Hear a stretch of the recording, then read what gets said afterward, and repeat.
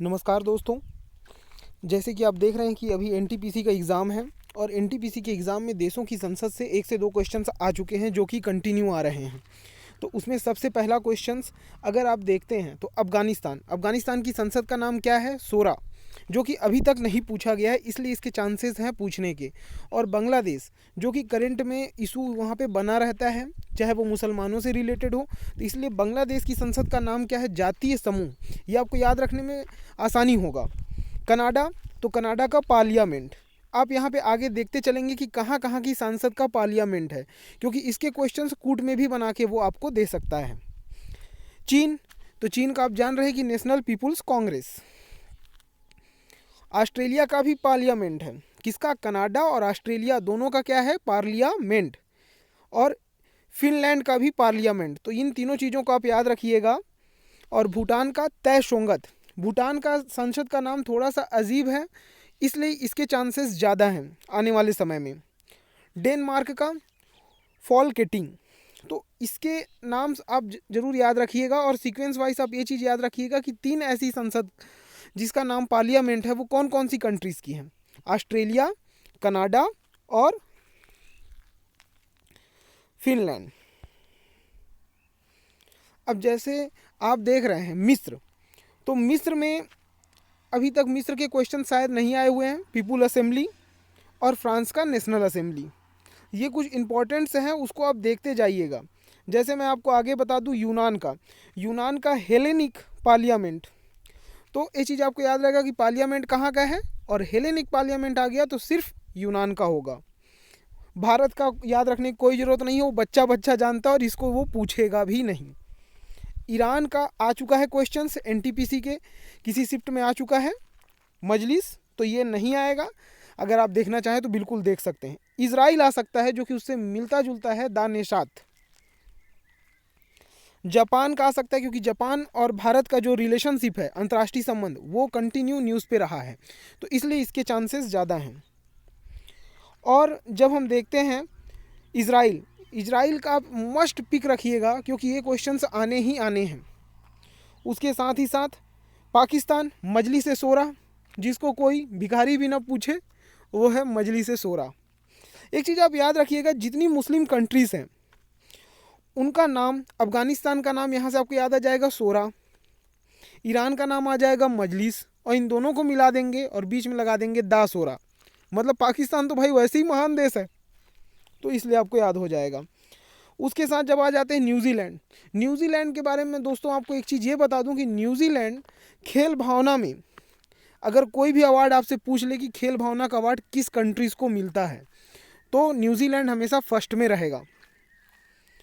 और देखिए 3 कंट्री वहाँ पे पार्लियामेंट थी, अब यहाँ पे देखेंगे तो दक्षिण अफ्रीका और श्रीलंका भी पार्लियामेंट है। संयुक्त अरब अमीरात, ये इसलिए भी आ सकता है क्योंकि आईपीएल का मैचेस यहाँ पे हुए थे, इसलिए इसको आप हमेशा मस्ट पिक रखिएगा। इजराइल, जापान और संयुक्त अरब अमीरात, फेडरल नेशनल काउंसिल। जर्मनी का उतना इंपॉर्टेंट नहीं है, बुंडेसलैग, अगर आप याद रखना चाहें तो रखिए, नहीं तो कोई दिक्कत नहीं है। हंगरी भी आपको उतना इंपॉर्टेंट नहीं है, ओर्स जागा यूल्स। आइसलैंड एथिंग्स, आइसलैंड इसलिए इंपॉर्टेंट है क्योंकि आइसलैंड छोटा सा द्वीप है, इसलिए। और इराक, देखिए इराक का भी आप समझ जाएंगे, जब 3 चीज़ें आपको याद हो गई तो इराक का आपको इसलिए याद हो जाएगा कि मजलिस अल नवाब अल इराकी, मतलब इराक का पूछा है तो उसके लास्ट में इराकी लिखा ही होगा, तो इसको आपको याद करने की ज़रूरत नहीं है। आयरलैंड का जैसे आपको याद करने की ज़रूरत नहीं है, आयरेलेक्टस। इटली का पार्लियामेंटो इटलियानो, इटली का इसलिए हो सकता है क्योंकि बीजेपी कुछ ना कुछ कमेंट करते रहती है कांग्रेस पे, और अभी बीच में ये इटली वाला एक मैटर चल भी रहा था, और जब कोरोना आया तो इटली काफ़ी ज़्यादा हाईलाइट भी था डॉक्टर दंपत्ति के कारण, जिन्होंने मतलब इलाज करते हुए दम तोड़ दिया था। म्यांमार पीपुल्स असेंबली, जितनी हमारे आसपास जो लगी हुई जो 7-8 कंट्रीज़ हैं, उसकी संसद का नाम मस्ट पिक आप याद रखिएगा। उसके साथ ही साथ जैसे नेपाल देखते हैं, नेपाल का क्या है? राष्ट्रीय पंचायत। स्विट्ज़रलैंड का federal assembly. Britain parliament, Britain का तो बिल्कुल याद करने की ज़रूरत नहीं है। संयुक्त राज्य अमेरिका कांग्रेस। कुवैत का मजलिस उल उमा। मतलब मैं इतना आपको बता दूं कि मुस्लिम कंट्रीज़ अगर आपने एक बार देख लिया वो आपको खुद ब खुद एग्ज़ाम में याद आ जानी है। ठीक है दोस्तों, अब हम देखते हैं कि अंतर्राष्ट्रीय सीमा रेखा। अंतर्राष्ट्रीय सीमा रेखा के बारे में एक चीज़ ज़रूर कहा जाता है कि अभी तक ये क्वेश्चंस आए नहीं हैं। हमको उस चीज़ों को लेके चलना है जो विवादित रही हैं, उसको तो आप याद रखेंगे, और जो आपने अनसुने नाम हैं उसको भी आप देखिए। जैसे डूरंड रेखा। डूरंड रेखा किसके बीच है? पाकिस्तान और अफ़गानिस्तान के बीच में। और इसका क्या चीज़ है कि 1896 में सर मार्टिमर डूरंड द्वारा निर्धारित किया गया। डूरंड के नाम पे ही डूरंड हो गया। मैकमोहन, मैकमोहन का नाम से ही आप जान रहे होंगे कि भारत और चीन का इस समय कंटिन्यू विवाद है, तो इसलिए वहाँ से क्वेश्चंस आने हैं। तो भारत और चीन के बीच है। ये 1120 किलोमीटर लंबी यह रेखा सर हेनरी मैकमोहन द्वारा निर्धारित की गई थी, लेकिन चीन इसे स्वीकार नहीं करता है। कभी कभी आपको ये घुमा के पूछ सकता है कि चीन कौन सी ऐसी रेखा है जिसको स्वीकार नहीं कर सकता, क्योंकि एनटीपीसी का क्वेश्चन कहीं और से नहीं लाएगा, आपको बेसिक से ही उठा रहा है। रेड क्लिफ, रेड क्लिफ रेखा भारत तथा पाकिस्तान 1947, वो तो मेरे को बोलने की ज़रूरत ही नहीं है।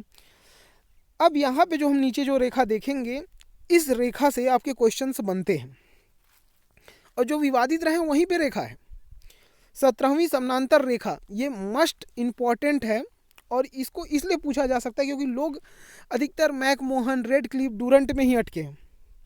17वीं समानांतर रेखा उत्तरी वियतनाम, दक्षिणी वियतनाम। वियतनाम के एकीकरण के पहले यह देशों को क्या करती है? 2 भागों में बांटती थी। 24वीं समानांतर रेखा भारत और पाकिस्तान के बीच। तो एक चीज़ आप देख लीजिएगा, यहाँ आपको एक इम्पॉर्टेंट पिक मिल चुका हुआ है, वो है 24वीं समानांतर रेखा। पाकिस्तान के अनुसार कच्छ क्षेत्र का यह रेखा सही निर्धारण करती है, लेकिन भारत इस रेखा को स्वीकार नहीं करता। ये समझ जाइए, वही वाली बात हो गई भाई, जैसे चीन और भारत का। 38वीं समानांतर रेखा उत्तरी कोरिया और दक्षिणी कोरिया के बीच। और 49वीं समानांतर रेखा अमेरिका और कनाडा के बीच। इसको तो मतलब आप लोग याद भी रखेंगे और मैप के थ्रू इसको पढ़िएगा। और उसके साथ हिडनबर्ग रेखा जर्मनी और पोलैंड के बीच। ये मस्ट पिक क्वेश्चंस है, क्योंकि प्रथम विश्व युद्ध में जर्मनी की सेना यहीं से वापस लौटी थी। अब हम देखेंगे ओडरनिस रेखा। ओडरनिस रेखा जो है जर्मनी और पोलैंड के बीच है, और ये द्वितीय विश्व युद्ध के बाद निर्धारित की गई। तो जो इधर की जो रेखाएं हैं वो ज़्यादा आपको इंपॉर्टेंट हो जाएंगी। मैगीनाट रेखा जर्मनी और फ्रांस के बीच, जर्मनी के आक्रमण से बचाव के लिए फ्रांस ने यह रेखा बनाई थी। सीज फ्राइड रेखा जर्मनी और फ्रांस के बीच, जर्मनी ने यह रेखा बनाई थी। जर्मनी फ्रांस, जर्मनी पोलैंड, ये दोनों कंट्री ऐसी रही हैं जिसमें मतलब विवाद आपस में रहा है। इसके साथ ही दोस्तों, यहाँ से आप जो मैंने आपको टॉपिक्स बता दिए और एक्सप्लेन भी करने की कोशिश की है, आप यहाँ से आप पूरा इसको पढ़ के जाइए, क्योंकि यहाँ से अगर क्या पता आपके शिफ्ट में 1 क्वेश्चन या 2 क्वेश्चंस आ गए, तो ये क्वेश्चंस ऐसे हैं जिसको आप गलत करके नहीं आ सकते। और दोस्तों, इसके साथ ही अगर आपको ये वीडियो पसंद आई हो तो ही लाइक करिए, और लाइक और सब्सक्राइबर आपकी इच्छा हो तभी करिए, नहीं तो अन्यथा मत करिए। इसके साथ ही मैं आपको बता दूं कि कल मैं आपको जो वीडियो में जो मैथ्स के जो क्वेश्चन देने वाला हूं, उसमें 5 क्वेश्चंस ऐसे हैं जो हर शिफ्ट में आने ही आने हैं, मतलब वो 5 नंबर आपके हैं। तो अगर आपको लगे कि मैं वीडियो अपलोड करूँ और आपको तुरंत मिल जाए, तो आप सब्सक्राइब और लाइक कर सकते हैं। धन्यवाद दोस्तों, थैंक यू फॉर वॉचिंग।